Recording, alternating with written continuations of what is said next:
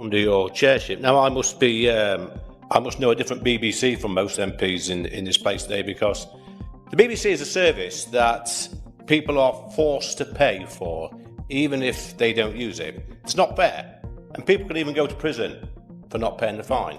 And it's normally the people that do go to prison for not paying the fine are young, single mothers.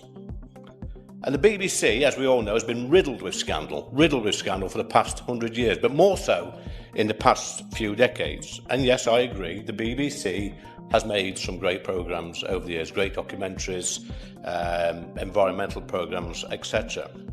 But they've also produced a whole raft of dodgy TV personalities, which probably nobody will mention in this room. Well, I'll tell you what, they do mention it outside in the real world.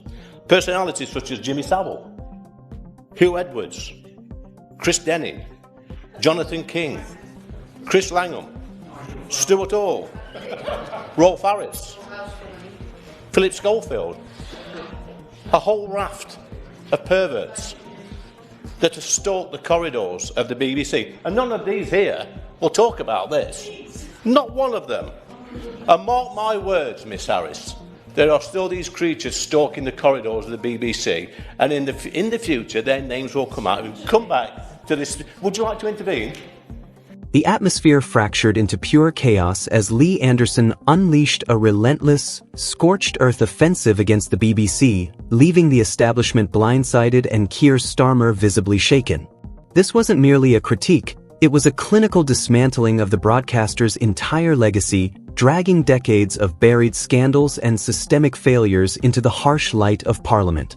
Anderson bypassed the usual political pleasantries to strike at the heart of the licence fee debate, demanding accountability for a public that has long felt ignored and exploited.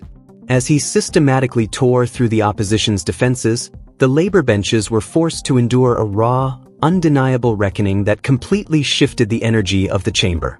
This is the moment the mainstream media is desperate to overlook, the definitive collapse of a protected institution. Before we dissect the absolute fallout of this confrontation, make sure you're part of the movement. Hit that subscribe button now.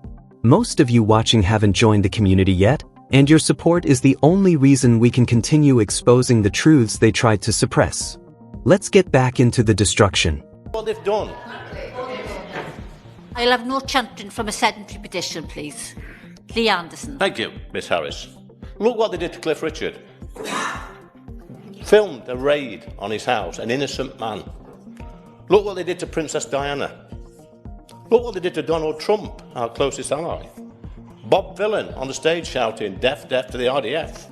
And what about the Gaza documentaries? And what about the Honourable Member for Clacton? Dodgy reporting on his bank accounts. The list goes on and on, Miss Harris. I will give way on that point, yeah. Tom Rutland. Mentions bank accounts. Would he like to declare how much he has received in earnings from another broadcast media channel in the past year in his register of interests? I'm quite happy to declare that. It's on my register of interests. It's £100,000 a year, and it's probably more than the Honourable Member will ever get paid for appearing on TV. That's if he gets paid anything at all. Anyway, I'm not paying my licence fee. I've not paid it for about 10 years. I'm not paying to subsidise the pensions of people like Hugh Edwards. Now, some people in this room, probably all of them, Miss Harris, may think I'm being a little bit unfair on the BBC. But I'd like anybody in this room, get on your phones right now and provide evidence of another broadcaster that has been riddled with as many scandals as the BBC. People should not be forced to pay for a service that they don't use. Yes, they still make some great programmes, but it should be a subscription service. I'll give way. Can I ask the Speaker if he watches the BBC or listens to the BBC at all? Because he's then obliged to pay his licence fee. Yeah, I don't listen to the BBC at all. I don't watch live TV. I don't get enough time as a Member of Parliament and as a TV presenter, so all my time seems to be taken up besides. But I'll finish with this. I hope the Minister will agree with me and the vast majority of the British public that people should have a choice. It should be a subscription service, and then people can decide whether or not they watch it and whether or not they pay for it. Thank you, Ms Harris. Lee Anderson came armed with facts, and he wasn't holding back. He started with the most uncomfortable truth that Labour MPs really didn't want to hear.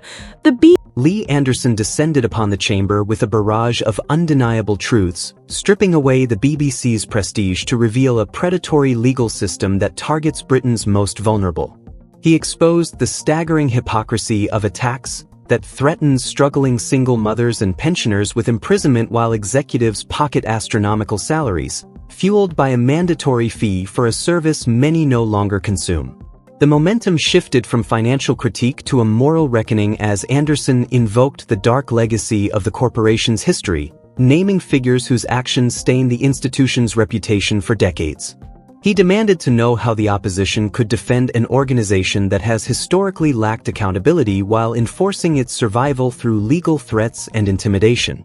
Starmer and the front bench were left paralyzed by the intensity of the assault, unable to justify a model built on compulsion rather than merit. The mask has officially slipped.